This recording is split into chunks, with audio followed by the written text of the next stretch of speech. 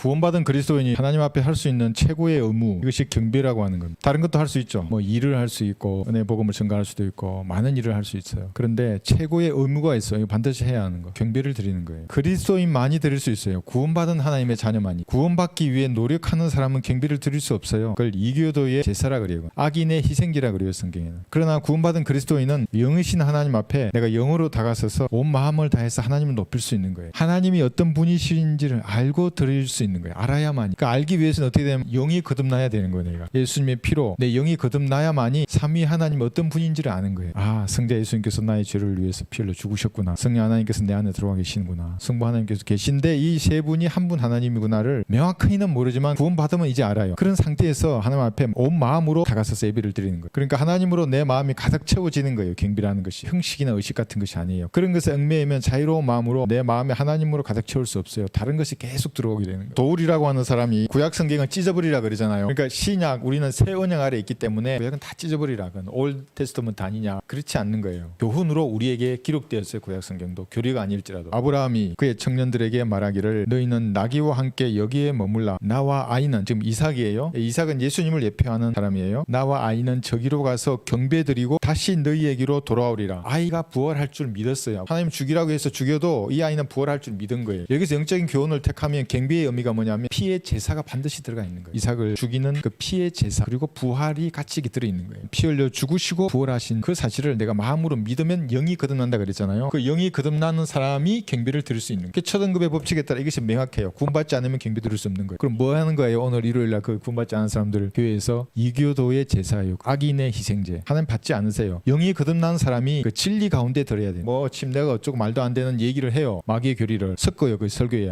받지 않아요. 하나님 그런 거. 예수님이 주님이에요. 육신으로 나타나신 하나님이에요. 이상한 사비같이 성령이 그분에게 들어갔다가 다시 예수님 돌아가시니까 나와가지고 아무한테나 들어가면 그 사람이 하나님이 된다고 믿으면 이건 완전히 사이비 교리가 되는 거예요. 예수님이 하나님이에요. 말하기를 유대인의 왕으로 태어나신 분이 어디 계신가? 우리가 동방에서 그분의 별을 보고 그분께 경배드리러 왔노라 하더라. 이 경비가 나온 이 문장에 예수님의 탄생이 나와 있는 거예요. 육신으로 나타나신 그 하나님께서 피 흘려 죽으시고 부활하신 사실을 믿는 그 사람만이 최고의 의무인 경배를 드릴 수 있는 거예요. 경배를 드린다는 말의 의미가 뭐예요, 여러분? 금을 그냥 쌓는다고 말하면 사람들이 잘 안 믿지만 경배의 시간에 참여해서 하나님 앞에 내 몸과 시간을 드리잖아요. 온 마음으로 주님께 집중해요. 그 시간에 말씀을 듣고 부족한 부분을 채우고 씻어야 할 부분을 씻어내고 그것 자체가 금이에요. 혼을 이겨오면 그 사람은 보석이 되고 나는 은혜 상급을 받잖아요. 그럼 가장 큰 상급은 경배에 참석하는 거예요. 드릴 수 있으면 오는 거예요. 드릴 수 없으면 그 자리에서 영과 진리로 드리는 거예요. 불가능하면 그렇지만 가능하면 오는 거예요. 수도권에 있는 분들은 오셔야 돼요. 웬만하면 오시는 거예요. 최고의 의무인 경배를 여기서 실행하는 거예요. 그럼 하나님 그걸 기뻐하시는 거예요. 경배는 감사와 하나님을 숭배하는 마음으로 다가서는 거예요. 그런데 내 마음에 이제 다른 것이 묻어 있어요. 경배를 방해하는 것들 많이 있는데 그 중에 하나가 비판적인 영 이런 거예요. 진짜 이 제가 들은 말이에요. 아이고 그쪽 교회 성도는 맷집이 좋으신가 봐요. 그렇게 강하게 말해도 성도들이 살아남아요. 이런 말하고 있는 거예요. 그렇게 비판적으로 들으면 건질 게 아무것도 없어요. 자기 믿음에 맞게 거기서 하나님께서 말씀하시는 거를 내가 챙겨서 들어야 돼. 찬양 마찬가지예요. 아유 저 왜 음정이 저렇게 안 나와? 아니에요. 비록 음정 박자가 좀 못할 수 있어도 그 가사에 내 마음과 생각을 실어서 하나님께 드리는 거예요. 간정도 마찬가지예요. 뭐 간정이 왜 저렇게 부실해 뭐